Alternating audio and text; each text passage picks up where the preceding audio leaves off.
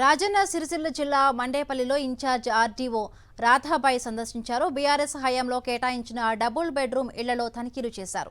Revenue సిబ్బందితో కలిసి కేసీఆర్ నగర్లో కలియ తిరిగి వివరాలు సేకరించారు.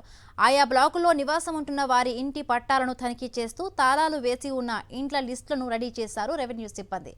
కేసీఆర్ నగర్లో మొత్తం 1320 ప్లాట్లు ఉండగా అందులో 1207 మాత్రమే లబ్ధిదారులు నివాసం ఉంటున్నారని తేల్చారు. కొంతమంది ఇంటికి తాళాలు వేసి స్థానికంగా ఉండడం లేదని వచ్చిన ఫిర్యాదు మేరకు సర్వే చేపట్టినట్లు ఇన్ఛార్జ్ ఆర్డీఓ రాధాబాయి తెలిపారు.